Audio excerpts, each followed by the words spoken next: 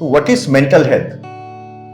আমরা জানলাম যে, এবার আমরা মেন্টাল হেলথে আসছি মাইন্ড থেকে। আমরা জানলাম যে মেন্টাল মানে মাইন্ড, মাইন্ডের সঙ্গে রিলেটেড জিনিসকে আমরা বলি মেন্টাল, আর মেন্টাল হেলথ মানে হেলথ অফ দ্য মাইন্ড। তাহলে আমাদের মাইন্ডটা কতটা হেলদি সেইটা আমরা দেখি থ্রু মেন্টাল হেলথ। তো মেন্টাল হেলথের একটা ডেফিনেশন আছে যে state of wellbeing in which the individual realises his or her own abilities, can cope with the normal stresses of life, can work productively and fruitfully, and is able to make a contribution to his or her community.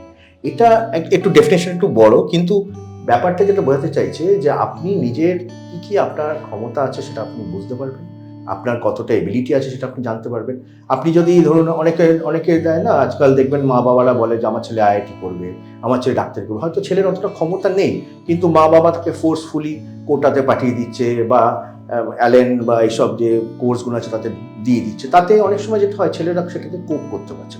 তো first part of being mentally healthy, mental health is realising his own capability. সেটা আপনারা যেহেতু adult, আপনারা definitely এটা আপনারা নিজেরা realise করতে পারবেন যে আপনারা কতটা কি করতে পারবেন। দ্বিতীয় হচ্ছে কোপ উইথ দ্য নর্মাল স্ট্রেসাস। এবারে আপনি যখন রিয়েলাইজ করবেন এবং আপনি একটা গোল সেট করলেন যে আমি এই পরীক্ষাটা দিতে চাই বা আমি এই স্ট্রিমে যেতে চাই, আপনি যেটা ভাবছেন সেটার সঙ্গে যে স্ট্রেসগুলো আসবে সেটার সঙ্গে আপনি কোপ করতে পারবেন কিনা, এটা হচ্ছে সেকেন্ড পার্ট। থার্ড পার্ট সেটাতে বলছে যে এই দুটো জিনিসের ইন্টারপ্লেতে যেটা হবে, you can work productively and fruitfully and able to make a contribution, যেটা একটা fruitful contribution to the community. স্টুডেন্টের ক্ষেত্রে আমরা তো আগেই ফার্স্টে দেখলাম যে তার কন্ট্রিবিউশন ইমেন্স, কেননা আজকে স্টুডেন্ট, কালকে সে দেশের একটা সম্মানীয় নাগরিক, খুব একটা ভালো পোস্টে, একটা দেশের জন্য একটা খুব ইম্পর্টেন্ট একটা অ্যাসেট। তো সেই জন্য স্টুডেন্ট লাইফে আমরা এই দুটো জিনিস যদি একটু খেয়াল রাখি যে আমাদের নিজের এবিলিটি কতটা আর আমাদের মধ্যে কি কোপিং স্ট্র্যাটেজি আছে, যদি এই গোলটা রিচ করতে গেলে আমাদের যদি হার্ডশিপ আসে, রাইট? এবারে কেন এই এত মেন্টাল হেলথ আমাদের জানা দরকার সেইটা আমরা এখানে একটু দেখে নিই। কেননা mental health the foundation for wellbeing and effective functioning of individuals, family, society, humanity as whole. এটা তো আপনারা জানেন, আজকাল মেন্টাল হেলথ নিয়ে অনেক কথাবার্তা হয়।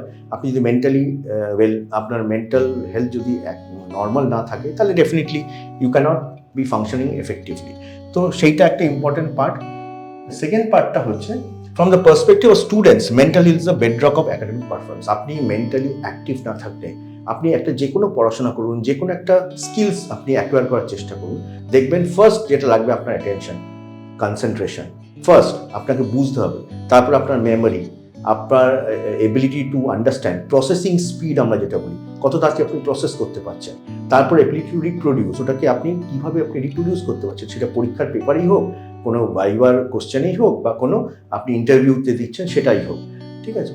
এর সঙ্গে আরও কিছু এবিলিটিস আছে, আমরা পরে ডিসকাস করবো। সেইগুলো আপনি কী করে এফেক্টিভলি ইউজ করতে পারছেন, সেইটাই স্টুডেন্ট পার্সপেক্টিভে মেন্টাল ওয়েলবিং। তো স্টুডেন্ট যদি মেন্টালি হেলদি থাকে তাহলে এই সমস্ত জিনিসগুলো তারা কিন্তু ইউজ করতে পারবে টু বিকাম ভেরি এফেক্টিভ।